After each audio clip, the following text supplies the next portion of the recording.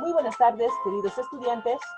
Yo soy la doctora Jenny María Ángela Chávez Rodríguez y en esta oportunidad estudiaremos el tema de patología mamaria en su primera parte, referido a lo que son las anomalías congénitas mamarias. Comenzamos.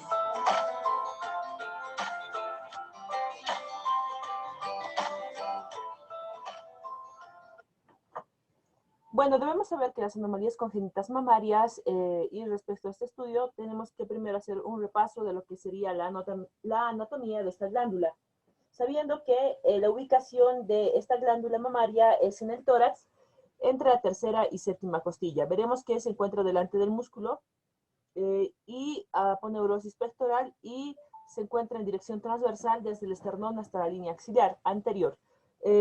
Prolongándose hacia el arco axilar, surco mamario, submamario, y veremos también que dentro de esta glándula encontraremos lo que sería, más que todo, la aerola con tubérculos de Morgani, el pezón que consta de 12 a 20 conductos galactóferos, también presenta lóbulos glandulares de 12 a 20 y tejido fibrodiposo, ligamentos de Cooper y tractos fibrosos. Veremos que hay músculos en relación con esta glándula que se encuentran en el pectoral mayor, menor, el serrato mayor y el dorsal ancho. Como podemos observar aquí, observamos tanto esta glándula mamaria en cuanto a su presentación, y en el corte sagital veremos que esta glándula mamaria está rodeada de gran tejido adiposo y que dentro de esta glándula lo que nosotros debemos saber es que los conductos galactóferos y el lóbulo son en realidad los acinos que son muy importantes, que interferirán en la producción más que todo de leche durante el periodo de lactancia.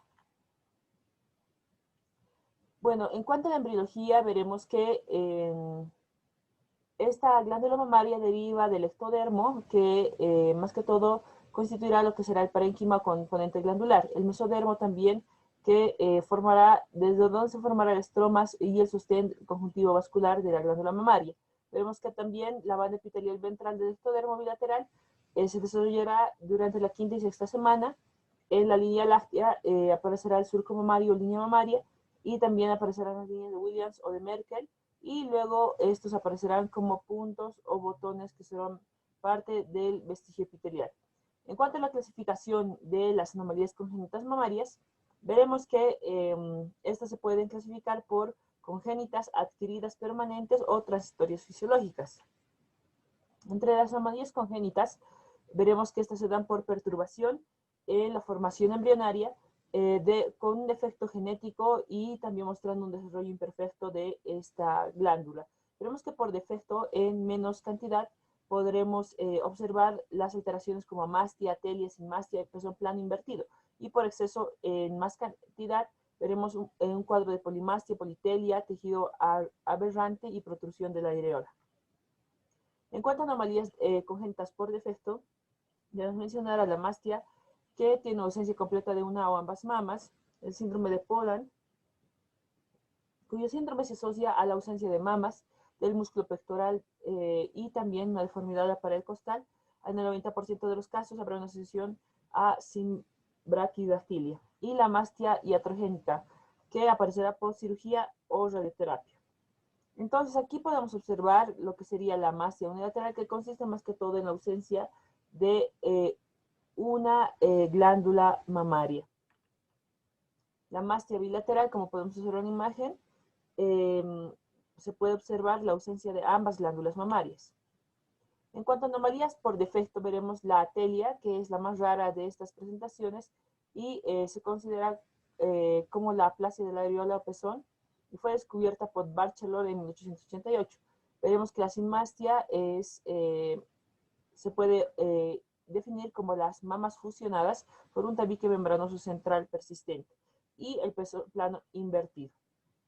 Entonces aquí vemos la presencia de la atelia, donde se caracteriza porque no existen pezones, como podemos observar en la imagen.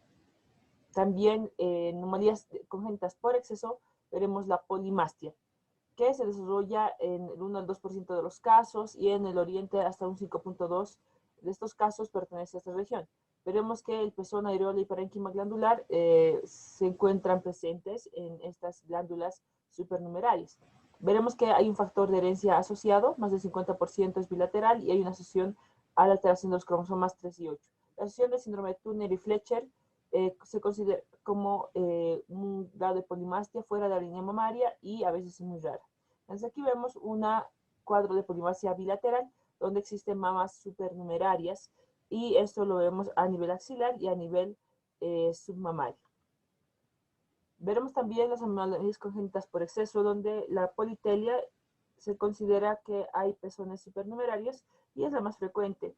Puede ser intraareolar o extraareolar, puede ser unilateral en 50% de los casos. La localización puede ser en el borde inferior de la mama y axilar son más frecuentes. Está asociado a anomalías renales y cáncer renal o testicular. El diagnóstico diferencial se debe dar con una neurofibromatosis nevo o verruga. Aquí vemos una politelia de tipo bilateral.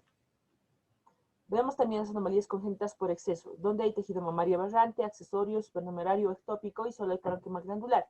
La frecuencia es del 1 al 2%, localización axilar, mayor en la gestación, el diagnóstico diferencial, y hay, en cuanto a asiento de patología mamaria, incluso cáncer, de tratamiento debe ser quirúrgico, postgestación o lactancia. Las anomalias congénitas por exceso, seguimos hablando de la protrusión de la areola, que es un raro caso y que se puede simular a un tumor sexual pendulado. El crecimiento es desproporcionado en la pubertad y hay una resistencia a la terapia hormonal. El tratamiento será simplemente cirugía. Aquí podemos observar un caso de macromastia. Y otras anomalías, veremos que la anisomastia, que hay una desigualdad en el tamaño de las dos mamas, también por la cola de Spencer, proyección axilar de la cola de la mama. Anomalías mamarias adquiridas o permanentes, podemos hablar que son de origen hormonal en cuanto a el uso de esteroides ováricos de la hipófisis o por iatrogenia. Por defecto se heredará por hipoplasias o hipomasties y por exceso hipertrofias mamarias. Las anomalías mamarias adquiridas, podemos hablar de una hipoplasia mamaria, que hay una hipofunción hormonal, hipogonadismo o falta de respuesta, que es un sinónimo de micromastia. En el diagnóstico diferencial veremos que hay una hipotrofia mamaria, tratamiento será la cirugía. En una hipoplasia por hipogonadismo, el síndrome de Turner o síndrome de menopausia prematura por falta de respuesta o por hermafrodismo o intersexualidad. Y en cuanto de iatrogenia, se puede dar también por un proceso de cirugía, radioterapia, traumatismos e infecciones. Entonces aquí podemos saber las diferentes alteraciones de tamaño por exceso, por defecto, y también que veríamos por exceso más que todo la macromastia y la macrotelia, y por defecto vemos que también habría una micromastia o una microtelia. En cuanto a epidemiología, podemos hablar que en este caso se ha establecido que de acuerdo a su frecuencia son más frecuentes estas anomalías congénitas mamarias en el 10% de los casos. Las personas supernumerarias presentarán el 5 a 10% de los casos, tejido mamario ectópico, el 1 a 2% de los casos, más frecuente obviamente en el sexo femenino. En Europa se ha encontrado el 22% de los casos y la raza negra en América es la más afectada en 1.63%.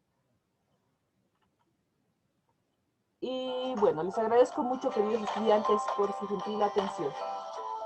Muchas gracias.